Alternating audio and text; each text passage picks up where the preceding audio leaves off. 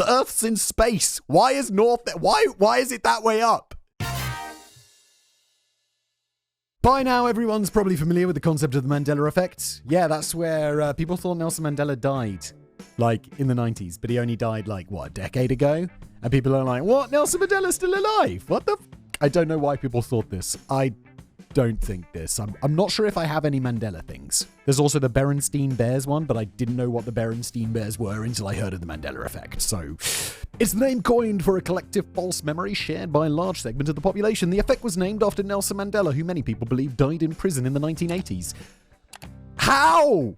He was the first, black president, or whatever. It's embarrassing that I can't pull these details straight to my mind. I went to the prison. I went to Cape Town and I visited his prison. Not his prison. That'd be weird if he was locked up in his own prison, where he was imprisoned. That wasn't true at all, but everyone had vivid memories of hearing the news about it happening. There's a lot of nonsense that goes along with discussions of the Mandela effect, like the idea that all these false memories were once real, but no longer appear to be due to various planes of reality colliding together and merging. No. It's just a mass delusion. That's all crazy talk, though, and I'm not going to delve into the theory because it's not even particularly entertaining in its insanity. Still, there are countless examples of these collective false memories, some more sensible than others. I really, really hope, Kevster, that in today's episode we're going to have one that I hit on, and it gives me the chills because I'm like, oh my god, what? No! I'll let you know as we go through, dear viewer. Did you know that your personal data is out there? I mean, your personal data is definitely out there on the internet. Some of it, you're like, yeah, sure, you can have my personal data. I trust you. I want you to do this. I want to sign up for this service. But sometimes businesses get hacked. Sometimes businesses are a little bit less than ethical or perhaps even legal about who they give your data to. And often that data can end up in the hands of data brokers. And data brokers, if you didn't know, completely suck. They get that information and then they sell it to people who are going to spam you. They're going to call you. It's just going to be a real hassle. We all get too many calls. Even some of us get our identities stolen.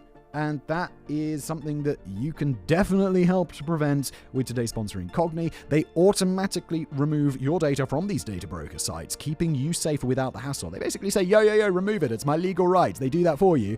And then you keep the subscription going once you've done that because they'll keep messaging them. They'll be like, oh, we added it again. Because they're shady, remember? And they'll be like, no, remove it, you piece of shit. Take back your personal data with Incogni. Use the code BLAZE at incogni.com/blaze for 60% off an annual plan, which is a nice deal, isn't it? Back to today's episode. One that always bothered me was the idea that the Looney Tunes cartoons were spelled Looney Tunes rather than Tunes. T-O-O-N-S rather than T-U-N-E-S. I don't, that's not one I know. I never thought about it. Sure, it's a cartoon, but the original Warner Brothers shorts were called Merry Melodies, and they often featured classical works of music. One of the most iconic Bugs Bunny cartoons of all time is Rabbit of Seville, featuring music from the comic opera The Barber of Seville. So the connection to musical tunes, this is classic music, not classical music. I'm sorry, I misread it. My bad. So the connection to musical tunes should have been obvious to anyone with a passing knowledge of the cartoons. I could rant about a few more of these oft-cited examples, but instead let's get back to where it began. Apartheid South Africa, to explore the subject behind an Oscar-winning documentary, The Sugar Man. Is this about the Sugar Man movie, Searching for Sugar Man? Great ass movie. Have I told the story? I must have told the story about this before.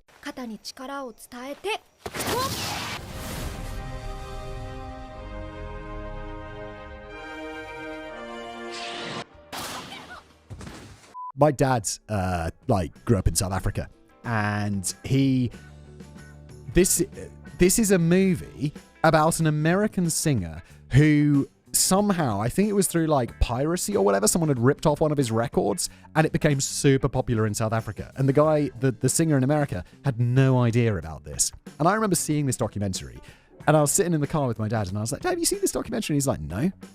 And I'm like, do you want to listen to the music? It's really good. And he's like, yeah.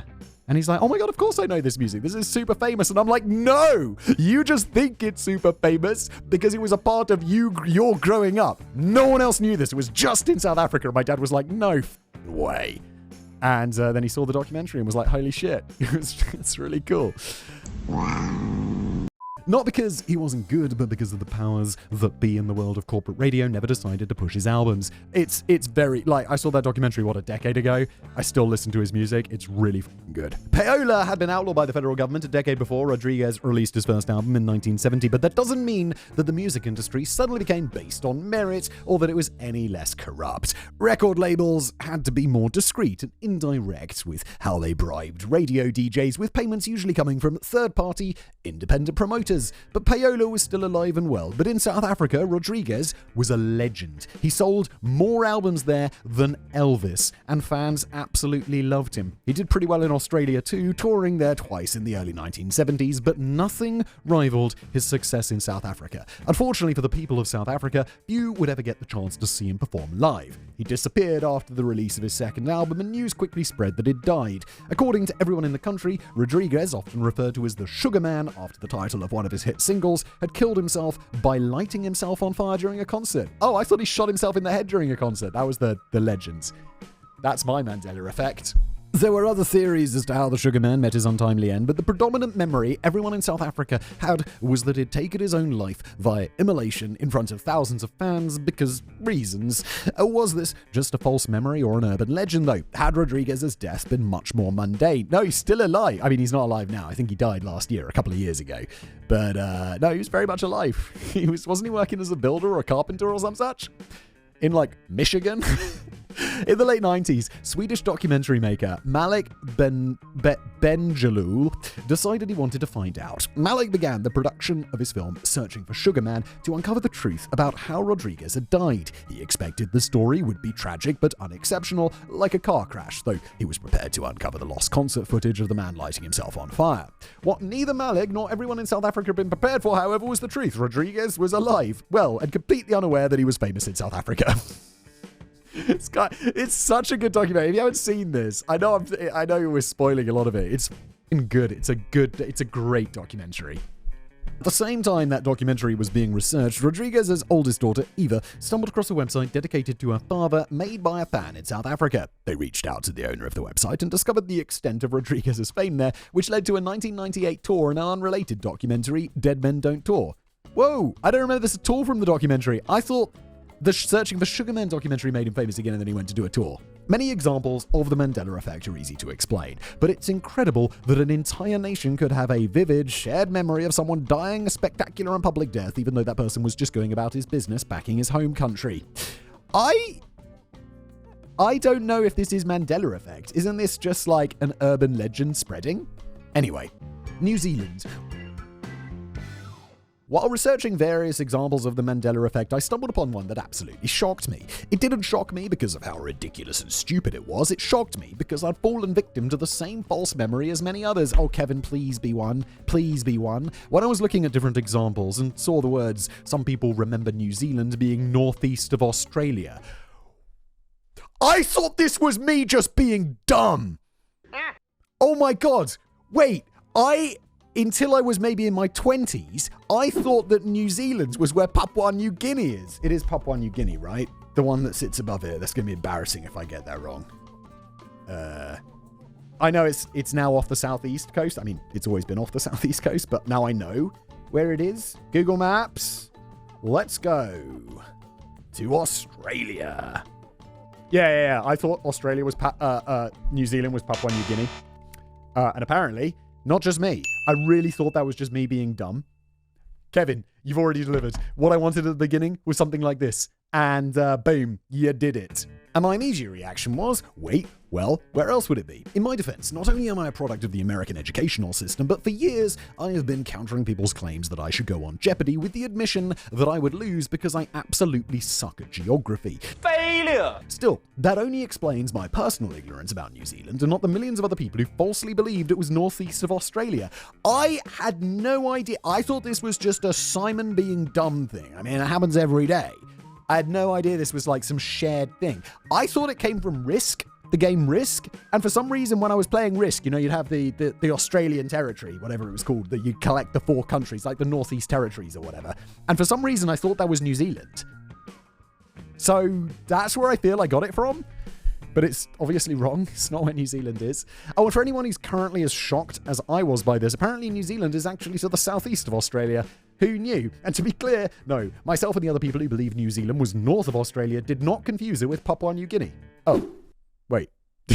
Totally me. New Zealand is very much the shape I remember it being, just nowhere near the location I thought it was. Many of us even remember being taught in school with maps that depicted New Zealand as being north of Australia. So why did so many of us share this false belief? I did just mention the American educational system, and that may genuinely be a part of it. Yep, not me though. Those of us experiencing the Mandela effect with regards to New Zealand are predominantly, if not exclusively, American. Well, not anymore. I certainly haven't found a single Australian or New Zealander admitting, well, they're obviously not. That'd be like me not knowing where big France is. Although I was surprised to find out, I really thought that Paris was like, southeast of London. Like if you got London here, Paris would be like over here. Can you guys see that? Sorry. If London, I'm looking at my monitor. If London was here, I thought Paris would be here, but it's much more like just south of it, right? Weird. However, there may be something else at play here. Something that I can use as a scapegoat for my own ignorance so that I can sleep at night. And that is the fact that when it comes to cartography, New Zealand has had a long and storied history of being completely f***ed over. I'll keep this brief. New Zealand is being left off world maps all over the world. I'm sure there is a reasonable explanation. I don't think so. I've been searching the internets for the last 30 seconds and it's everywhere. Yeah, people often leave New Zealand off maps. Like there'll be not real, globes and maps and shit, but like art maps. There's not. Isn't there a word for like art maps? Like maps that are art, like the kind of thing you'd buy like in generic IKEA picture of the world.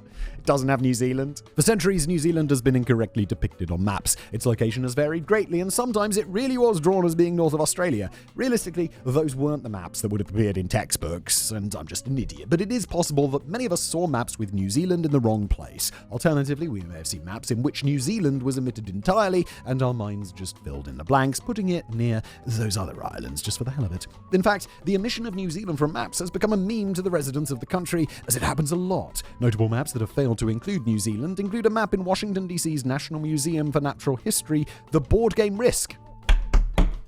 Is that why there's too much coincidence there for me to get this confused like with Risk. I feel there's something there. A map of the 2014 Nuclear Security Summit, where New Zealand was in attendance, the United Nations seal at their office in Geneva. Oh my god, I thought it was just on art maps from IKEA. They left it off at the United Nations? And maps promoting the 2015 Rugby World Cup, even though New Zealand were the reigning champions. So why does this happen? Well, it's all thanks to the Mercator protection, the map developed by Gerardus Mercator in 1569. There are a few quirks of this particular map. Yeah, Greenland's massive. In everyone's minds, Greenland's huge, like the size of Africa, but it's not. Such as making Greenland look 14 times larger than it really is. It's also designed so that Europe is in the center of the map, which puts New Zealand on the very, very edge. I know, like, Europe's in the center of the map. As like, the UK is, like, the center of the map. Like, you look at it and it's like and then it all spans out from there. Is that because the UK was, like, in charge back then? Or is it because, I thought it was also because the Pacific Ocean is the other side. So if you have a map, then it's just going to be a fuck-off, like, ocean, and then all the just crammed on the edges. Right? Also, who the fuck decided north was north? The Earth's in space. Why is north there? Why is it that way up? It could have just as easily been the other way around. Nothing about this makes sense. If a map gets cropped or a map maker gets lazy, it's easy for New Zealand not to appear at all. In the end, it appears that the false memory of New Zealand's location is probably the result of centuries of lazy and inaccurate map making, and definitely not just my profound ignorance. The Tank Man. Thanks to things like television, the internet, and smartphones, people are subjected to an endless stream of images on a daily basis. We see so many different things in a day that it's hard for a single image to stand out. But on June the 5th, 1989, Tiananmen Square, Tank Man. What am I not knowing about this? One of the most iconic images of all time was broadcast to the world. This image was of a lone man in Tiananmen Square standing in front of a column of Chinese tanks that were sent to disperse student protests. All right, in my mind, he's just standing in front of one tank, not a column of tanks. Is he If he's not standing in front of a tank, that's going to be weird. The same had happened the day before, resulting in hundreds or even thousands of deaths. It's hard to get an exact number because the Chinese government doesn't really like to talk about it. This part isn't the Mandela effect, but most people don't realize just how many tanks there were in Tiananmen Square either. Many publications cropped the photos to only include one tank, okay? That's the one I feel like I've seen, presumably so that the subject of the photo would be larger and easier to see. The original photos actually had 4 tanks in them, but that wasn't even the half of it. News footage from the time, featuring video instead of just the photographs, pan back to reveal a column of 18 main battle tanks, all brought to a halt by a single man with balls of steel. What happened next? Well, as many people remembered it, the tanks kept moving forward and ran over the man, killing him. Whoa, I don't remember that at all. From my memory, we don't know what happened to him. Right? You could find countless stories of people who claim to have been watching cartoons at the time, only to have their shows preempted for an important live news footage, followed by the gory footage of Tankman's death. No, this never happened. This is not a Mandela one that I know. Or I'm falling victim to. Others have countered by saying that no, that's not what happened at all. The tank stopped, but then the soldiers pulled the man into the tank and into custody, where he was presumably executed. Given how many... didn't he just leave or something? Given how many protesters have been murdered the day before, I suppose either story is theoretically possible, though the latter certainly makes more sense. As it turns out, though, both of these are false. What really happened is the tank man brought the column of tanks to a stop, moving from side to side whenever the lead tank tried to maneuver around him. He then climbed up on top of the tank and started talking to the crew, though what he said will forever remain a mystery. And unlike the mystery of what Bill Murray whispered to Scarlett Johansson at the end of Lost in Translation, this one's actually interesting. Oh, fuck off, Kevin. Lost in Translation's one of my favourite movies. It is important. I mean, it's not important because it's just like... It's not, no, I agree. You can still love Lost in Translation, and what he says at the end, it whispers to her, does not matter. It doesn't matter. I think it's better left a mystery in a way.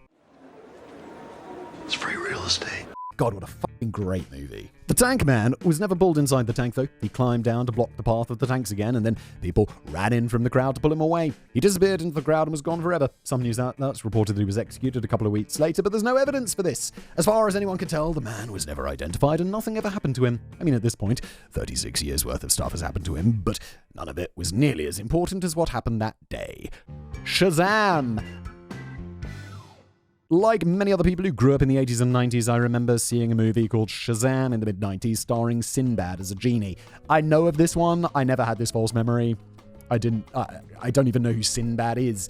Okay, I actually watched the movie because it looked terrible, but I definitely remember it existing and seeing trailers for it. And yet, this movie apparently never existed. The first thing people bring up is that this movie is just being confused with Shazam, a terrible movie from 1996 starring Shaquille O'Neal as a genie. After all, what are the odds that 2 different movies about genies helping kids solve their stupid problems would have come out at the same time?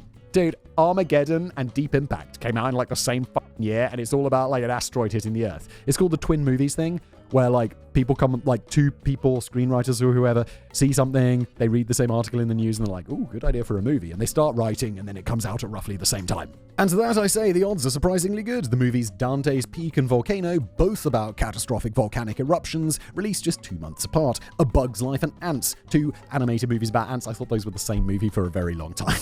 Came out less than a month apart. And of course, there was The Prestige and The Illusionist, 2 period pieces about magicians released just 2 months apart. I'm confused. The Prestige is with Christian Bale. Who's The Illusionist with?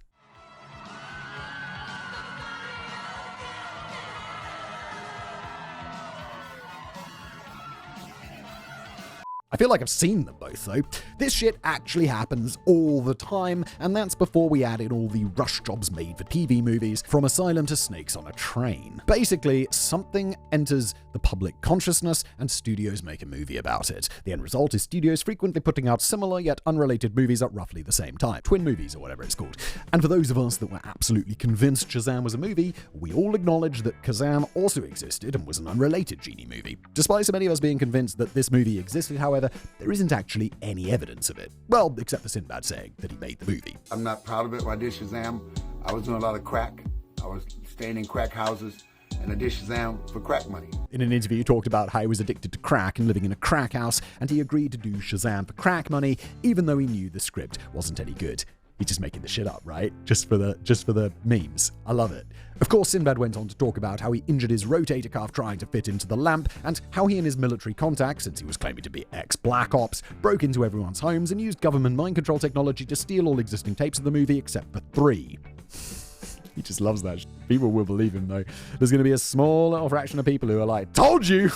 And if you still have one of those copies, Sinbad and his Black Ops buddies are coming to kill you. So yes, clearly he was just around in this interview. Beyond that, the only supposed evidence is just a pile of obviously photoshopped VHS boxes and a college humor sketch from April 1st, 2017, which claimed to be a scene from the movie Shazam. Alright, but if the movie never existed, why do so many of us have a vivid memory of it? Well, there are a few different factors that may be at play here, but by far the most important is that Shazam was awful. It had a budget of $20 million, most of which was probably used to hire Shaq. That's it? And the movie didn't even make that money back. It was a completely forgettable film, something that only existed in the backs of our minds and on the magnetic strips of unsold VHS tapes that nobody wanted. So when the topic of a genie movie from the mid-90s came up, people would only have a vague recollection of some horrible movie that nobody watched. And in trying to fill in the gaps in our memories, it would make more sense to remember it starring an actor rather than a basketball player. That's why people would remember it as Sinbad specifically. Who the is Sinbad? He has on occasion dressed up like a genie. I believe he did so in various comedy sketches, though I'm unable to confirm specific instances, but in 1994, he hosted a marathon of Sinbad the Sailor movies on TNT while dressed up as a genie.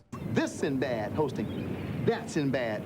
Why was Sinbad dressed up as a genie instead of a sailor while plugging Sinbad the Sailor movies? For crack money. Shut up, that's why. Or maybe because the character Sinbad is known for wearing a turban, and it was less problematic to have the actor Sinbad in a full genie costume rather than just a turban. It's very progressive for the 90s. This was the 90s though, so I'm not convinced that cultural sensitivity was on the forefront of any TV executives' minds. Probably not. I've also seen it speculated that people are conflating Shazam starring Shaq with a 1995 made-for-TV movie starring Sinbad called Aliens for Breakfast. In the TV movie, Sinbad plays a tiny alien with vaguely magical powers who hides in a cereal box and has a kid help him force-feed red pepper flakes to a rival alien, or something like that. It's terrible. But it's not the same sort of premise of Sinbad as a magical character helping a child with his dumb little middle school problems. It makes sense, but I'm unconvinced that this was a big part of the equation. This was a terrible movie seen by nobody, and since it was made for TV, it's not like there would have been any meaningful amount of advertising for it. It's more likely that we all saw Sinbad dressed as a genie at some point in the 90s, so when we tried to remember the unwatchable genie movie from the same time period, his name was the first that came to mind. Alright, I mean, I didn't have this one's probably feels more America-centric, Kevster, but anyway. C-3PO's leg. I don't really care for Star Wars, so I don't know this one. Oh, is this... Wait, I feel like I do know this one. He's gold, right? And some people thought he had a silver leg or some shit. It's an undeniable fact that anyone with even a half-bred... Don't say that, Kevin. Don't say that, Kevin. First of all, you're throwing shade at Lost in Translation, and then you're telling me Star Wars is a good movie? Jesus Christ. I'm just fucking with you, Simon. While I did enjoy the original Star Wars movies, I always preferred Star Trek's meaningless technobabble over Star Wars' incestuous space wizards. Yes! Me too! Technobabble. But one of the things that made Star Wars so endearing to fans was its two main droid characters. First was R2-D2, a trash can on wheels who loved smoking, taking action without thinking, and who had a variety of auxiliary components capable of doing whatever was necessary to advance the plot. What's wrong with you? There's nothing wrong, R2. Nothing? They just blew up our entire f***ing base. Shouldn't we regroup with the others? We're not going to regroup with the others. Why the f*** not? And of course, who can forget C-3PO, the shiny gold robot with a posh British accent who was a whiny little bitch and always complained about how dangerous everything was. At least that's how everybody always remembered it anyway. We were all convinced that C-3PO was plated in gold from head to toe, and even the original 1977 Kenner action figures depicted him as such. Wait, he's not gold? No. I mean, I don't know. I wouldn't class this as Mandela for me. I just don't give a fuck. When I first read this, I called bullshit. I thought maybe this was something that was only true in the horrible prequel films, or that it was something George Lucas changed after the fact. After all, Lucas has revised the original Star Wars movies so many times that it can be hard to keep track of what they originally looked like. As it turns out, though, you can see C-3PO's silver leg clear as day in the original versions of the movie. Well, sort of. And that's why this particular false memory is really easy to explain. C-3PO's right leg was only silver from the knee joint down, presumably designed that way to highlight the fact that he was supposed to have been built from spare parts. Okay. As it turns out, the lower half of the character's leg is rarely featured prominently in the movie. Oh, okay, so he's gold, but he's got one silver leg. Oh my god, who gives a shit? There's also the fact that the movie was filmed with shitty 1970s era cameras, so the color quality wasn't terribly good, and many of the scenes where C-3PO's silver leg is front and center take place on the desert planet of Tatooine, where the color of the sand would have reflected off the silver leg, making it blend better with the rest of the gold costume. In short, this is less of a false memory and more of a case where everybody was just wrong and unobservant. The fact that all of the officially licensed action figures, cartoons, and comic books depicted C-3PO as being solid gold certainly didn't help anything either. But even if this supposed Mandela effect has a very simple solution, it would be remiss of me to pass up an opportunity to make Simon talk about Star Wars. Ugh. Business plays. Oh, here we go, Kevin. Jesus Christ, Kevin, you're having a day, aren't you? There ain't no such channel as Business Plays than there ever was. Silence, infidels! I kill you! Jesus Christ. It's the end of the episode. It's Friday afternoon. I'm going to go have a beer. Cheers. I thought this was me just being dumb.